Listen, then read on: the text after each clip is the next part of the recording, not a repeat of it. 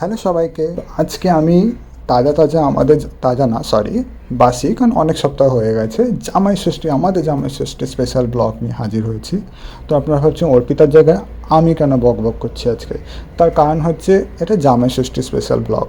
তো আমি ছাড়া কে ভালো ফিডব্যাক দিতে পারবে কীভাবে আমার আপ্যায়ন হয়েছিল। তো প্রথমেই বলে রাখি, এবার জামাই ষষ্ঠী পড়েছিল স্যাটারডে, আমাদের পিওর ভেজ ডে। তো মুভিতে যেরকম প্রথমেই জনহিত মে জারি দেওয়া হয় স্মোকিং ক্যান্সারের কারণ, সেরকম যারা ভাবছেন জামাই ষষ্ঠী স্পেশাল ব্লগ মানে চিকেন মাটন অনেক রকম ননভেজ আইটেম দেখতে পাবেন, তাদেরকে আগে থেকেই সরি বলে রাখলাম। ইচ্ছে তো ছিল আজকে দিনে অর্পিতাকে ভীষণ করে খাটানো, কিন্তু লাস্টে আমি হেল্প করতে চলে এলাম। তবে সত্যি বলতে গিয়ে দুটো বাচ্চা রাখা বেশি ডিফিকাল্ট, তাই বললাম না কিচেনে চলে যাই, বেশি সুবিধায় থাকবো।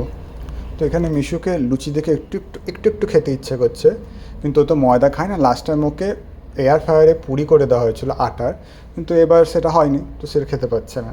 হয়তো মনে মনে ভাবছে কবে ও জামাই হবে, ও জামাই শেষে এরকম পেট পুরে লুচি খাবে। জোরে জোরে বলে বাবা কাম সিট ইট।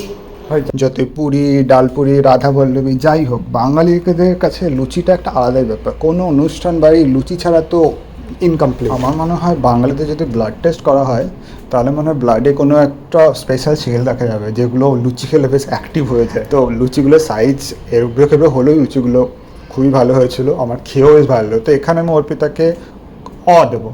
তো ব্রেকফাস্ট হলো, এবার চলছে লাঞ্চের প্রিপারেশন। আমি আগে ভাবতাম এই জামাই ষষ্ঠীটা কে বার করেছে, হোয়াই সাডেনলি জামাই ষষ্ঠী। তো কয়েকদিন একটা রিলস দেখে জানতে পারলাম যে একটা বউ নাকি তার শ্বশুরবাড়িতে গিয়ে সব ভালো মন্দ খাবার খেয়ে নিত, আর সে দোষ দিত একটা কালো বিড়ালের উপর। আর কালো বিড়াল হচ্ছে ষষ্ঠী ঠাকুরের বাহন।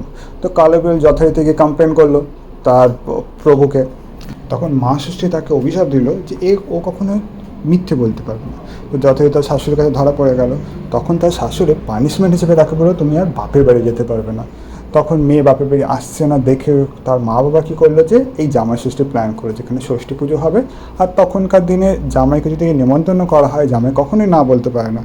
তো এই করেই শুরু হলো জামাই ষষ্ঠী, যেটা আমি রিলস থেকে জানতে পারি, জানি না কতটা সত্যি। তবে সে যেই কারণেই হোক, বাঙালিদের একটা কারণ চাই সব কিছু মিলে পেট পুরে খাওয়া দাওয়া করার জন্য। আর এই সিজনে তো আম কাঁঠাল সব কিছু হয়, তাই মেয়ে জামাইকে ছাড়া কী করে কোনো ফেস্টিভ্যাল সেলিব্রেট করতে পারে। এই হলো আমার জামাই ষষ্ঠীর প্ল্যাটার। তো সবাই দেখতেই পাচ্ছেন, আলাদা করে বলার কিছু নেই। আমার ছোটোবাবুকে নিয়ে আমি সাথে বসেছি, কারণ জানি না ওরা যখন বিয়ে করবে তখন জামাই ষষ্ঠী চল থাকবে কি না, আর বাঙালি বাড়িতে বিয়ে নাও করতে পারে। আমি বললাম না, ছোটোবাবুকে নিয়েই বসি। আমার বড়োবাবু হচ্ছে একটুখানি ফরেনার টাইপের, সে পাঞ্জাবি পরা পছন্দ করে না, তার পাঞ্জাবি পরতে গায়ে ঝড়। আর যিনি বলছে পাঞ্জাবি পরতে গায়ে ঝড়, এটা একদম লিটারেলি ট্রু। কারণ ছোটোবাবু যখন অন্নপ্রাশন হয়েছে তখন তাকে পাঞ্জাবি পরানোর জন্য আমরা অনেক জোর করেছিলাম। তো জোর জবরদস্তি করে পাঞ্জাবি পাওয়ার পর দেখালো সত্যিকার তার গায়ে জ্বর, সে 2 সপ্তাহ ধরে কমে না। তাই জন্য এবার নো জোর জবরদস্তি ফর পাঞ্জাবি। অর্পিতা রান্নাগুলো বেশ ভালোই করেছে, নাহলে আবার পিটুনি খাবো যে শুধু এধার ওধার কথা, আমার খাওয়ার কোনো তারিফই না। কিন্তু হ্যাঁ, 2টো বাচ্চা নিয়ে খেটে খুটে দিয়ে এত কিছু করাটা খুবই ডিফিকাল্ট। কিন্তু আমরা চাই তো আমাদের বাচ্চাদের সব ছোটো বড়ো সব ওকেশন তারা জানুক। অর্পিতা যদি এখানে শাড়ি পরে মাথায় ঘোমটা দিয়ে হাওয়া করতো, তাহলে আমি অর্পিতাকে A+ দিয়ে দিতাম। হে ভগবান, এই গরমে ঘুমটা আরও কিছু কি আপনারা দেখলেন তো? একেই বলে জামাই। সারাদিন ধরে সকাল থেকে না খেয়ে খেটে খুটে এতগুলো রান্নাবান্না করলাম, বিকেলে চা খাওয়ার জন্য ভেজিটেবল চপও বানালাম, গরম গরম মুচমুচে করে খেয়ে নিল বেশ। কিন্তু এখন আমারই চ্যানেলে এসে আমার নামে ষষ্ঠী পুজো করে যাচ্ছে।